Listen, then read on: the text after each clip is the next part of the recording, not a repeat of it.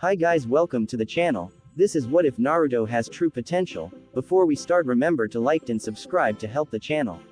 Also check the description for the creator of the fanfic. Chapter 23. Exam training complete. 22 days since the preliminary exam. 1 week until the third exam. Naruto created a shadow clone to work with Kurenai on his training. Ibiki had requested to spend the day working with the original Naruto. The blonde waited impatiently for the scarred Tokubetsu Jonin to begin their training.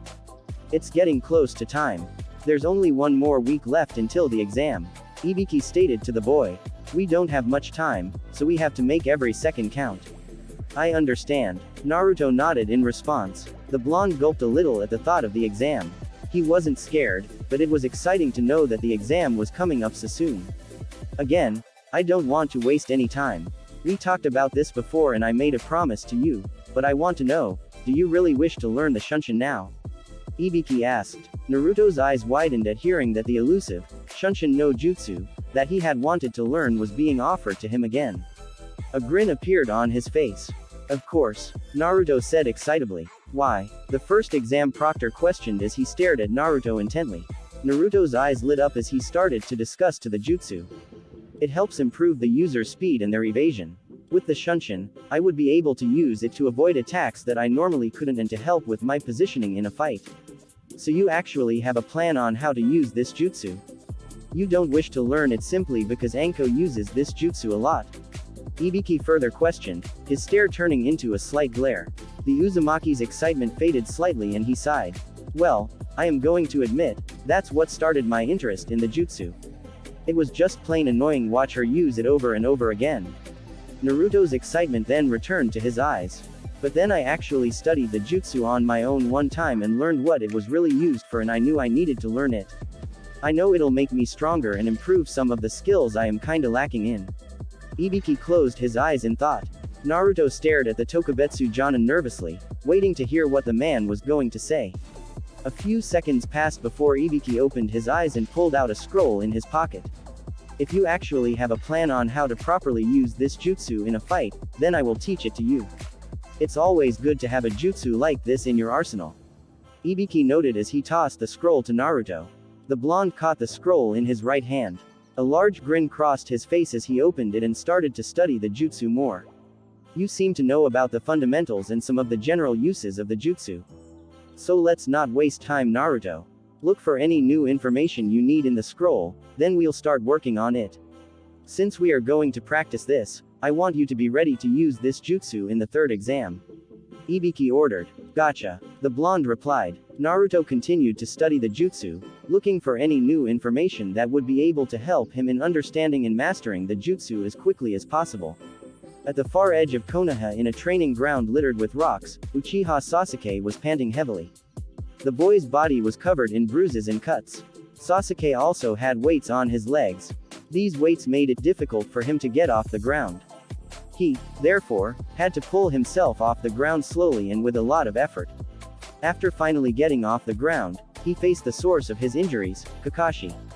Your speed is improving, but until you're able to dodge all of my attacks, you aren't fast enough. Kakashi told him in a matter-of-fact tone of voice.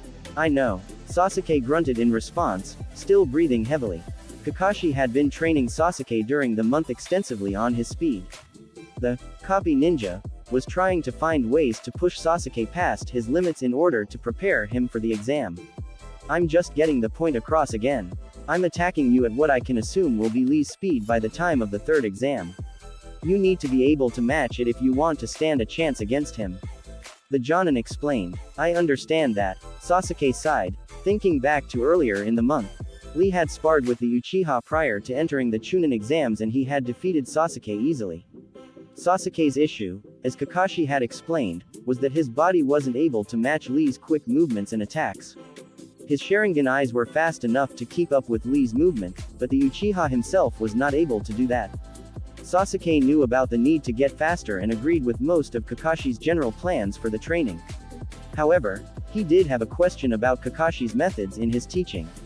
I'm still confused on how the weights are helping me train. The Uchiha commented. They're just restricting my movement. And that's the point. If you can match Lee's speed with your movement even with your weights on, then just imagine what will happen when you take your weights off. Kakashi answered with a shrug. Besides, Lee is training with weights. I'd assume you would want to train just as hard as your competition. Sasuke scoffed in annoyance at that, but said nothing. The boy stopped his panting and seemed to have a look of determination in his eyes. Kakashi often compared Sasuke to Lee in his other competition. The copy ninja knew that the boy was very competitive and did not like to feel inferior in any way. In some ways, his over-competitiveness was a weakness that held him back. In terms of simply training, however, Kakashi was able to use this competitive drive of Sasuke to push the Uchiha's training further. Are you ready to continue from where we were? The masked Jonin questioned. Yeah, the Uchiha nodded in agreement. A smirk appeared on the Uchiha's face. Let's get back to work. Good. Kakashi smiled behind his mask. Remember to keep your Sharingan active again. Your eyes will follow my movements so you can fully see my speed. You'll need to then try and push your body to move at the same speed. Yeah, I understand Kakashi. Sasuke replied as he activated his Sharingan. He then got into a stance. Good. Then let's begin again, his sensei said, getting into a stance of his own. 23 days since the preliminary exam. 6 days until the third exam. Shikamaru and Shikaku were both sitting quietly at a shogi table. The two of them had been playing the same game for around 2.5 hours now. Yoshino was observing the game impatiently, but she herself was also interested. She had found the game surprisingly intense. The Nara heir moved his bishop on the board. His father, seeing a space on the board open up to him now that the bishop was gone, moved one of his gold generals to the newly accessible space. Shikamaru proceeded to study the board intently, just like he did every time his father made a move. A full minute passed before Shikamaru brought his palm to his forehead. You just realized what you did there, didn't you? Shikaku asked teasingly. Yup. Shit. That's game. Shikamaru cursed as he shook his head. He hasn't even put you in check yet. Yoshino commented as she stared at the shogi board in confusion. Just give it a sec, mom. Shikamaru sighed in response as he made his move. The game lasted for 5 more turns. It finally ended when Shikaku, using his gold general, managed to place Shikamaru into checkmate. The younger Nara sighed in frustration. I fucked that up. I should have been seeing that move of yours. He mumbled to himself. Things like that happen from time to time. Shikaku noted with a smirk. Still, you were playing good up to that point. Almost had me a few times. Good game, Shikamaru. Shikaku held out his hand. Shikamaru shook his hand. Despite the loss, the Nara heir did have a good, fun game. It's always good to see you playing better games than your previous ones. It does show me that your strategic mind is developing. The Jonin commander of Konoha told his son. I'm trying to keep it as sharp as I can. Shikamaru replied, a slight smirk on his face. So I am getting better then? His father nodded in response. Definitely. Good. Shikamaru replied. I'm gonna need to have a good strategic mind for the exam, especially considering who my first opponent is. Shikaku nodded in agreement. Yeah, your first opponent is Shibi's son.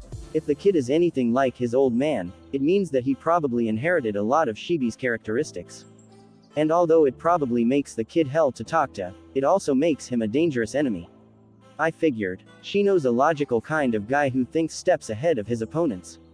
Shikamaru noted, thinking back to what he knows of Shino's fighting style. He knew he was going to have to always be on the lookout for the Ibarame's Kikaichu insects and their positioning. He also going to have to pay attention to the amount of chakra he had at any given moment and make sure Shino's bugs weren't draining him. It's not going to be a very flashy battle. It's going to be a more mental fight. We don't have too many days to work with Shikamaru. Yoshino said, speaking up. We've all been doing well so far this month and you haven't been complaining about training that much, something I've been very proud of you for. We're just going to need to pick it up these last few days. Shikaku will keep working on improving your strategies and I'll do my part to make sure your body and your chakra pool are in tip-top shape. The Nara mother then faced her with a son with a determined smile. You ready for it? Shikamaru resisted the urge to groan at the idea of more work. Instead, a similar smile developed on his face. Alright, let's do this. Lava style. Scorching rocks jutsu. In a training ground near the hot springs of Konoha, Kurotsuchi released giant balls of lava from her mouth. The lava balls solidified into molten rock before hitting nearby trees. Most of the trees hit were knocked over immediately, with the lava continuing to burn them. A few of the trees, however, melted upon impact with the molten rocks. Roshi observed Kurotsuchi's jutsu with a proud smile on his face. "Hell yeah, that's how ya do it, kiddo," he exclaimed happily as he looked at his student. "Good job, Kurotsuchi, Kurotsuchi." He then gave her a strange look. "My mouth is burning," Kurotsuchi screamed. The Aiwa Kunoichi sprinted towards a water canteen and started to drink it rapidly. Roshi watched his student's actions with a mixture of a sigh and a laugh. "Well, that happens sometimes with that jutsu. You need to get used to the burning sensation. Or make sure you don't apply too much heat on the jutsu until you release the lava from your mouth," Roshi commented in a sage-like manner. Kurotsuchi gave him a nod, showing that she heard and understood his advice. She continued to drink from her canteen until the burning sensation ended. She probably fell to her knees and sighed in relief. "Oh geez, I haven't had my mouth burned that badly since I tried Han-sensei's extra hot tea," Kurotsuchi mumbled to herself. Roshi laughed loudly at that. "Han enjoys the hot teas and other foods. Like me. There's a reason we are called the Fiery Demon Brothers, ya know. I thought it had to do with both of you being Jinchuriki and because you both used heat-related jutsus," Kurotsuchi noted. "I'm sure people were also aware of our refined taste in food and beverage when they came up with our nickname," the older man stated sharply. "Sewer," Kurotsuchi mumbled, a playful smirk on her face. "In all seriousness, though, you've improved. Not only with this jutsu, but in your lava style overall. I'm impressed, Kurotsuchi," Roshi told her with a smile on his face. "I have a feeling you'll make your gramps proud come exam time. And at the very least, you'll make Chunin easily. That's what I'm going for," she exclaimed, jumping up and down slightly. "Hopefully you'll end up fighting Risho. By the way, just between you and me, I know that our lava jutsus actually heat up the Kurogen's iron armor and, if strong enough, can actually melt through it. If you fight him, you'll be able to pierce that annoying defense of his pretty easily." "Hey, I know about that. I'm not too worried about Risho," Kurotsuchi answered with a shrug. "Although, I'm not counting out Naruto yet. I think there's a decent chance he could be the one I fight instead." "That's the Kyuubi Jinchuriki, right?" Roshi questioned. Kurotsuchi nodded, which caused the red-haired man to grin. "Hey, I've heard a lot about him from Han. Lots of good things. Most definitely. He's actually a really funny guy and the two of us actually share a lot of the same ideals," the Kunoichi noted thoughtfully. "I actually hope he achieves his goal and becomes Hokage. That would benefit the whole shinobi world in my mind." "Really? You think that much of him?" the Yonbi Jinchuriki asked. Seeing his student nod, he developed a smirk on his face and let out a loud laugh. "Ha, Han actually said something similar. Damn, I really need to meet the kid sometime soon then." "You'll meet him soon at the exam. Believe me, it's hard not to notice him when he's in the same room with you," Kurotsuchi noted with a giggle. "Hey, we'll see," Roshi stated before shaking his head. "Anyway, we got off topic. We should probably get back to work. Your mouth isn't still burning, is it?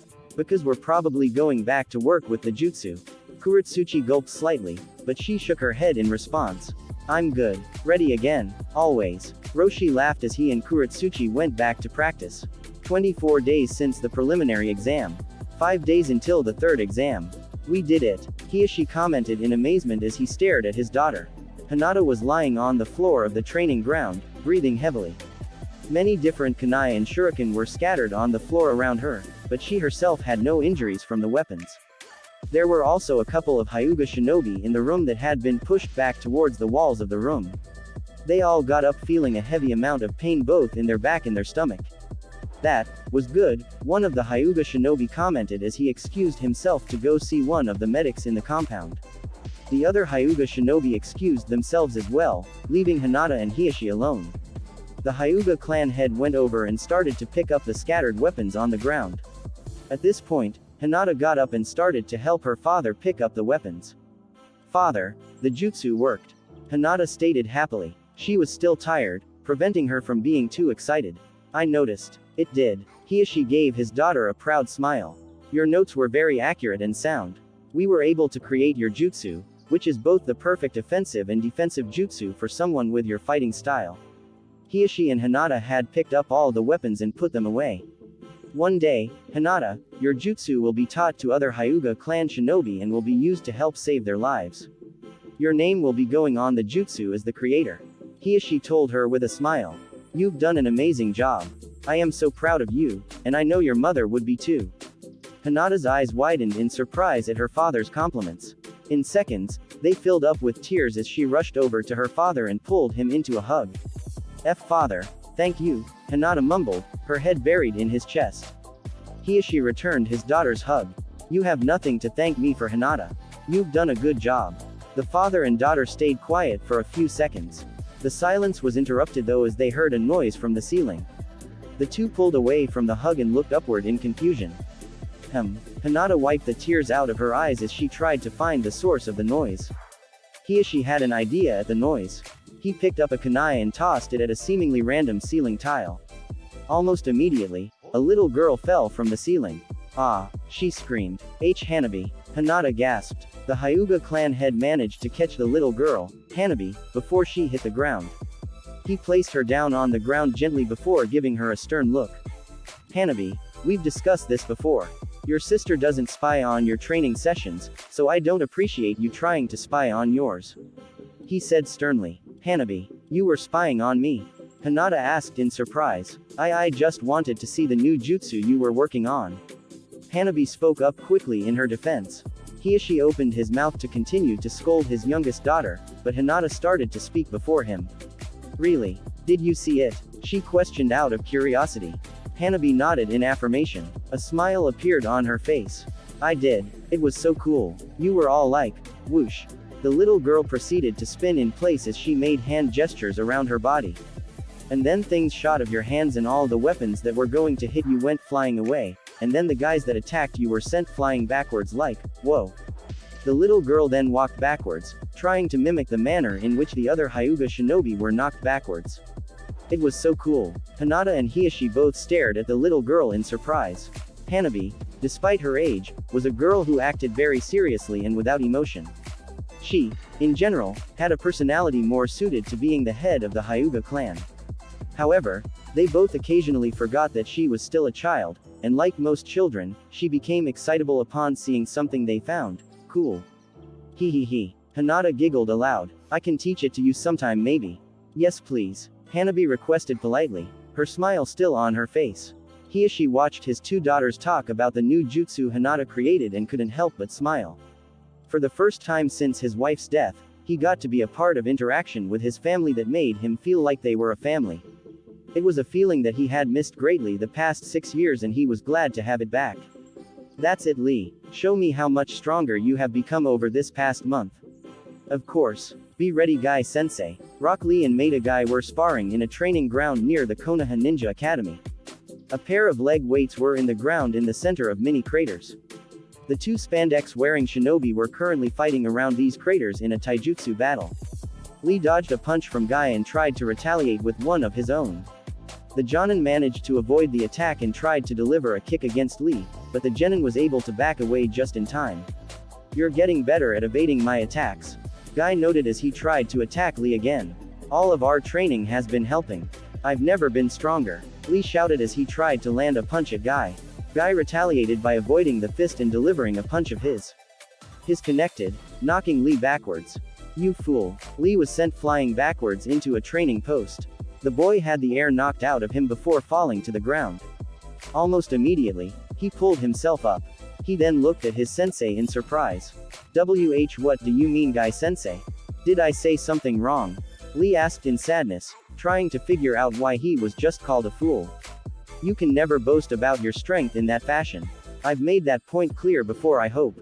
But also you should know to never say things like that because you subconsciously become satisfied with that.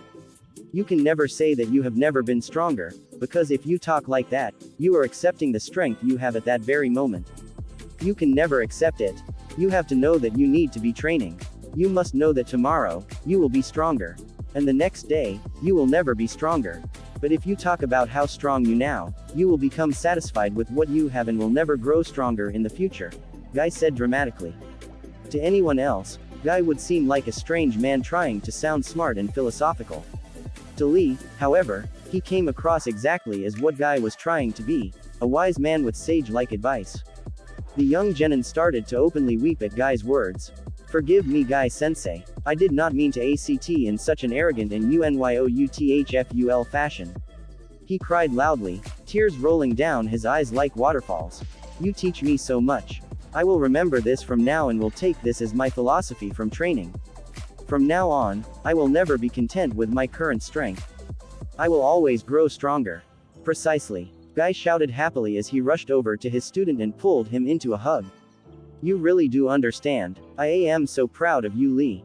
Guy-sensei. Lee. Guy-sensei. Lee. A little girl walked out of the Konoha Ninja Academy due to a need to leave class early.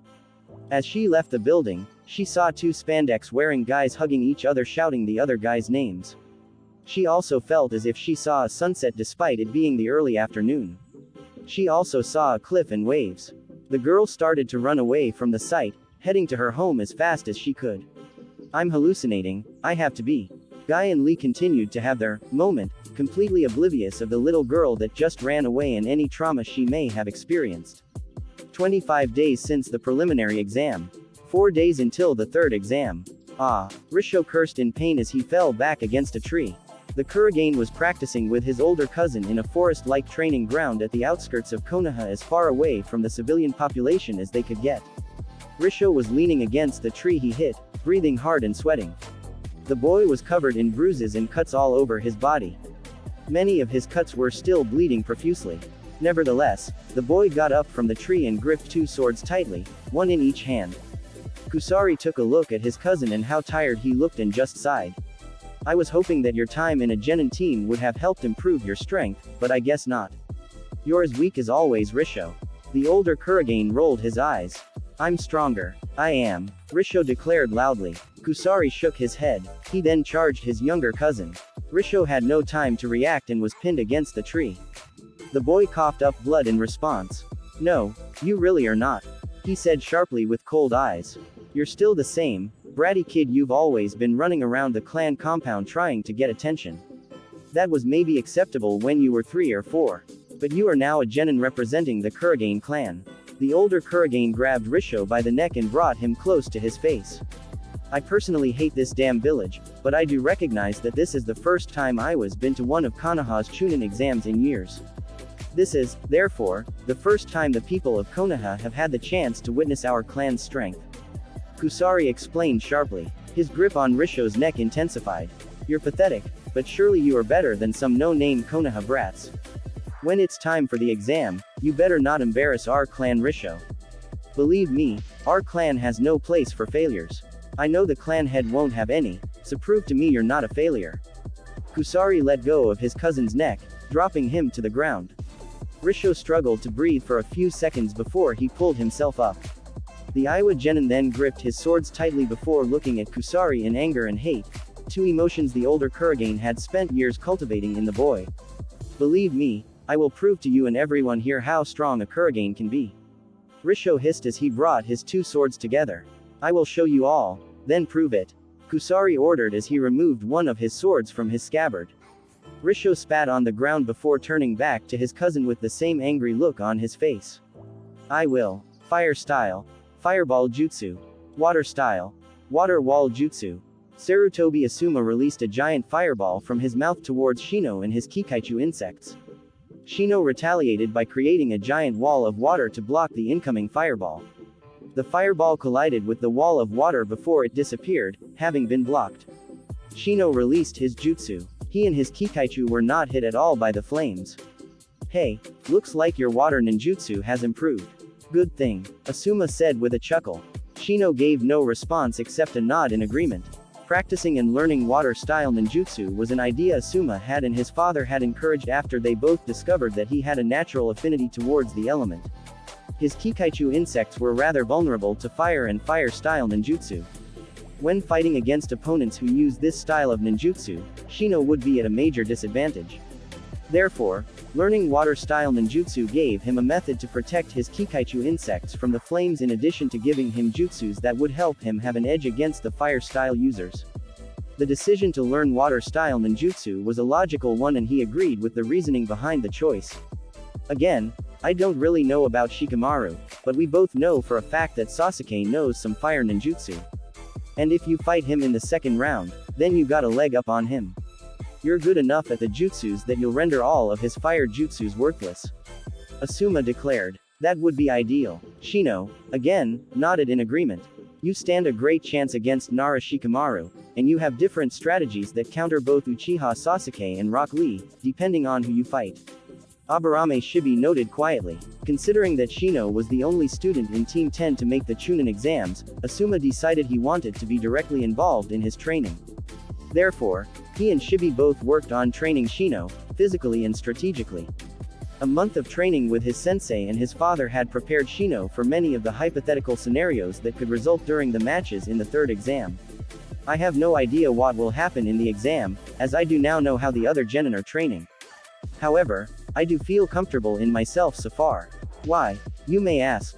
I've received training this past month from you two that will certainly help me not only in the exam matches but also in my career in future missions. You have my thanks, Asuma-sensei, father. Shino said as he bowed to his two trainers. Shibi returned Shino's bow. Asuma just chuckled in response. Don't stress out about Shino. I'm your sensei. It's my job to help you out and give you training that you need. He told his student. That is correct, but my gratitude is still there. Shino responded with a shrug. However, there is still time before the exam. If I may, I'd like to practice more. Both my water techniques as well the strategies I've developed with my Kikaichu. Shibi nodded as walked forward to assist with the training. Asuma, again, simply chuckled in response. I'm never gonna get used to the way you talk Shino. Ah, whatever. You're an interesting kid, Asuma told himself as he faced his student. Alright then, let's get back to work. Shino nodded in agreement once again. 26 days since the preliminary exam. 3 days until the third exam. Holy shit, Tenten nearly shouted aloud. The Kunoichi had attempted to hit Neji with a barrage of weapons from her summoning scrolls. She watched as every single one of the weapons were knocked away from Neji as the boy continued to rotate in a circular direction. The spinning continued for a few more seconds until all of Tenten's weapons were lying on the ground. Neji ended his jutsu and finally looked at the result of his jutsu. It worked, the Hyuga noted as he looked at every inch of his body. Not a single injury was taken. I can't believe it, you blocked everything. Tenten commented in a trance-like fashion. For the first time in years, Neji let a small, sincere smile grace his lips. He had managed to learn the 8 trigrams palm rotation, a jutsu reserved solely for the main house of the Hyuga clan, through his own intuition and practice. Tenten, you've helped me accomplish something great. Neji spoke up as the smile started to fade into his trademark smirk. I thank you for your assistance with my training. Tenten shook her head, dropping out of her trance. Due to it, though, she failed to see Neji's sincere smile. Nevertheless, she was glad she was able to help it. No problem Neji. What are teammates for? Glad I was able to help you out. She said happily. Neji nodded as he looked upward to the sky. I'll be fighting Hinata, all of the Hyuga clan will be there. I will defeat her easily, and I will do so with the main house techniques. I will show them the full extent of my training. The Hyuga prodigy told himself as he clenched his fist. The day of the exam was going to be a big day for him. It was a day he was now looking forward to more than he was previously. Father, wherever you are, I hope you'll be watching me in my fight. Neji prayed as an almost malicious grin developed on his face. I will show everyone the full power of the branch family. Unlike the other participants in the Chunin exams, Kankuro of the Sunagakure team was sitting in his room instead of training. He had a wrench in his hand and was making arrangements and adjustments on his puppet, Karasu. Tamari was in the room and observed her brother work on the puppet. What are you even adding to it? It seems like you just add the same things over and over again. Tamari questioned him as he watched him do his work. Just a couple of little stuff. I'm adding more poison smoke balls in Kanai and I'm replacing the poison in Karasu with a stronger poison. This one is definitely going to be lethal. Kankuro answered excitedly. His tone of voice made it clear how much he loved working on his puppets and how interested he was in them. It's a shame you're making all of these adjustments and you aren't even going to fight in the third exam. Tamari grumbled in annoyance, bitter about not being able to participate. In response to her comments, Kankuro rolled his eyes. Yeah, sorry, but I don't have a death wish. Maybe I'd fight if I was against anyone else, but I'm not going to even try and take on Gaara. The Suna Kunoichi nodded in understanding, but she was still bitter. She sighed. Where is Gaara anyway? she asked. The puppeteer pointed to his left. Gaara was sitting on the balcony of their hotel room quietly. He's getting impatient. I'm sure he's looking forward to the exam just for all the fighting and death. Kankuro noted with a shiver. An awkward silence passed between the two Suna shinobi. It was interrupted a minute later by Tamari. Are you ready for it? She asked him. Kankuro sighed in response. Honestly, no, I know we gotta act in our village's best interest, but I'm not looking forward to this. Agreed. Tamari sighed as well, although I don't see how this is in Suna's best interest. Well, it's what Dad is ordering. And he's the case cage, so who are we to judge, I guess? Kankuro replied sadly. We just have to get through that day and hopefully not kill too many people. Hopefully it'll end quickly for everyone. The two genin knew that Kankuro's hope was idealistic and was not going to happen. They were both concerned for the third exam, but for completely different reasons than the other shinobi participating. 27 days since the preliminary exam. 2 days until the third exam. Wind style. Wind release stream. Naruto released a controlled stream of wind from his mouth. The wind hit the ground and caused dust to fly upward and cover him. When the dust cleared, Naruto was nowhere in sight. Kurenai looked around for the boy until she felt a hand underneath her grab her leg. The hand attempted to drag her into the ground, but Kurenai simply resisted it. The hand disappeared back into the ground before Naruto pulled himself out of the ground. Nice try, but no. Kurenai said with a smile. I was hoping to get the jump on you. Naruto admitted with a laugh. A try is a try. The Jonin shrugged. Still, it was all very good, Naruto. You were able to create the jutsu perfectly now, and you've been able to master all the different ways it provides utility for you. You even just used it in conjunction with your headhunter jutsu to hide yourself. That was very well done. Well done indeed. Naruto and Kurenai turned around and saw Ibiki and Naruto's clone approaching the two of them. The Uzumaki looked over at the two and smirked. So, what did I learn today? Naruto asked the clone. You'll find out in a second or so. The clone replied before disappearing in a poof of smoke. Naruto obtained memories involving more practice with the Shunshin, being able to actually use the jutsu, and having another strategy talk with Ibiki. The blonde nodded, accepting these memories. He was grinning at the realization that he could perform the Shunshin now as well. Naruto, you've been doing great with the two of us. I can tell you've grown a lot since when we started. Kurenai told the boy. You needed to grow up. Ibiki commented. Ibiki, be nice. Kurenai said to her fellow exam proctor. The T&I head rolled his eyes before continuing. You've improved a lot, though. Your strategic mind has developed to an impressive level for a genin. In addition, you now have a couple of jutsu that can help you with strategies and help you fight more strategically. You got the strength and now you got the mind and some utility in your arsenal. I have a feeling you'll not only get promoted in the exams, but I also feel as if you are going to go far in your career as a shinobi. Maybe all the way to Hokage even. Ibiki then let a smile grace his lips, a rare sight. You've done good, Naruto. The Uzumaki couldn't help it. He jumped his two trainers and hugged them tightly. His eyes were wet with tears threatening to fall down, but he had a large smile on his face. You guys helped me out so much this past month. I really don't think I could have gotten as far without you both. Thank you Kurenai-sensei and Ibiki-sensei for all the help you two have given me. He told them sincerely. We're glad to have helped. Kurenai replied back, returning his hug. Ibiki did not return the hug. He was a man who did not really enjoy physical contact in the nature of hugs. However, he did pat the blonde on the back and his smile did not fade. Get promoted, kid. That's all we ask. That was a request Naruto intended on keeping. 4 weeks since the preliminary exam. 1 day until the third exam. At around 7 in the evening, Naruto, Hinata, and Shikamaru arrived at Dangoya, the restaurant that they had met Anko and had their meeting after graduating the academy. Their Jonin sensei had asked them to arrive there for a dinner the day before the exam. They had only been there for about 5 minutes before their sensei had arrived. She was dragging a massive bag in her left hand, was holding a bottle of sake in the right hand. Hey guys. Anko shouted at them. You're drinking. Shikamaru raised his eyebrow at her. It's just one drink to whet my appetite. His sensei responded with a roll of her eyes. You don't think this is enough to get me drunk, right? Please, it would take at least another 3 or 4 more. Whatever. Shikamaru sighed. Good to see you too, Anko-sensei. What's with the bag, sensei? Naruto asked, gesturing to it. Hey, we'll talk about that later. For now, let's eat and shit. The Tokubetsu Jonin stated merrily. The 3 genin just shrugged and decided to just do what their sensei suggested. The 4 of them got a table and started to eat. They all chatted and caught up. Enko let them know about her month and she asked some general questions about their training.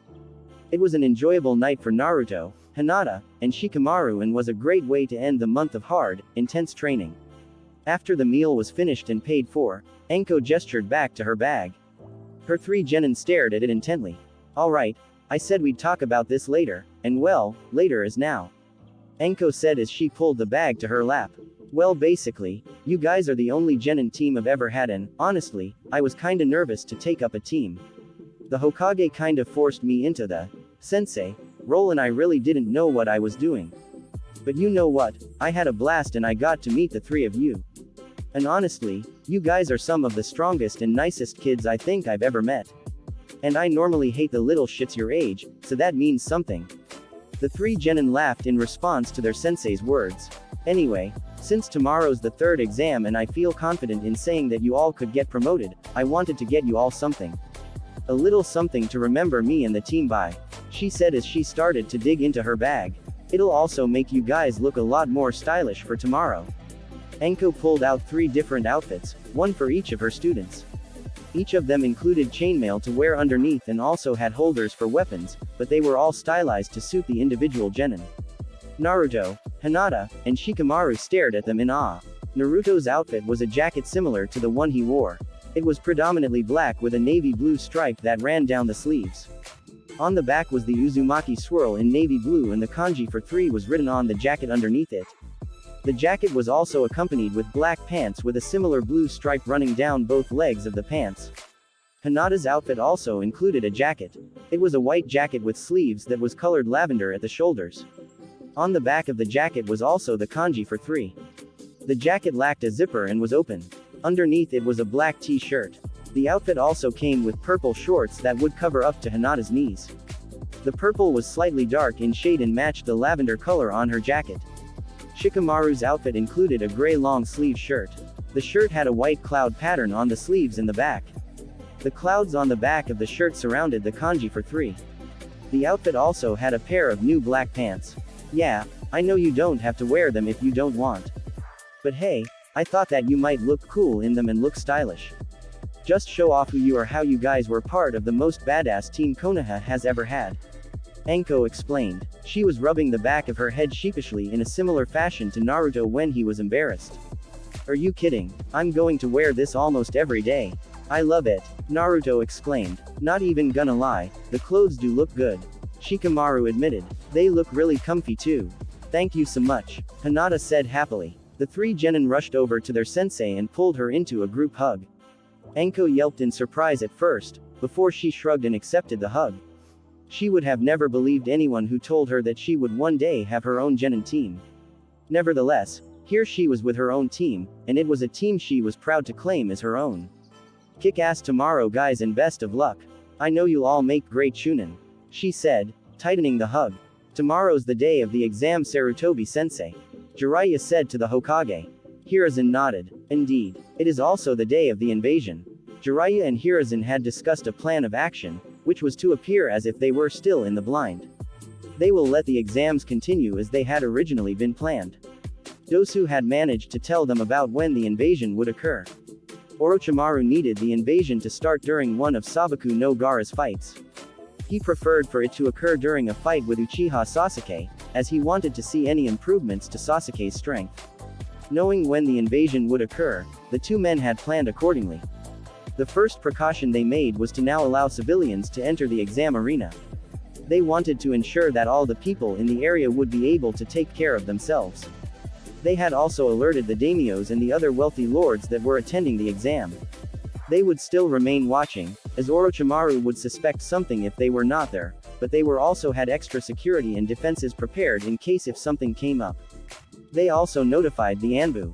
The operatives would remain in disguise as random people watching the exams. They would come out of hiding to fight off the invaders. Other Anbu were also already deployed in key areas, such as the Konoha Ninja Academy, the Konoha Hospital, the areas of the village with a heavy population density, and the gates to Konoha to be prepared for any invaders that would be coming. Dosu had informed them that he knew Orochimaru would try and get the Hokage alone at some point so he could try and kill him. Therefore, Jiraiya would remain hidden by the Hokage's side to make sure that Orochimaru's attempt would not work. He would have to fight both the Hokage and his fellow Sannin. Did you late Onoki know about the invasion, sensei? Jiraiya asked. Hiruzen shook his head. I want to believe that this alliance with Iwa could happen, but I also know Onoki was accompanied by other Iwa Jonin, many of whom hate Konoha. If we let him know about this, then he would probably discuss this with those Jonin. They would then have time to convince him to not aid us or, even worse, fight against us. I believe Onoki, in the moment, would choose to aid us and, in the moment, his shinobi would have to side with us as they can't simply ignore their Tsuchikage's orders. The Toad Sannin nodded in understanding. The two men stood at the balcony in the Hokage's office. They looked out towards the exam arena for the third exam. Funny, today's been very peaceful. It's weird, thinking that we know we're going to be attacked tomorrow.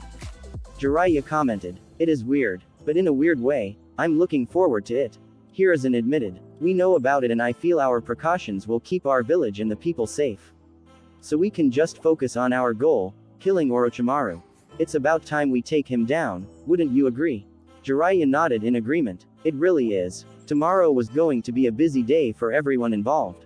Thanks for listening. If you want the next part of this video, be sure to like, subscribe and comment and hit that bell notification. See you next time.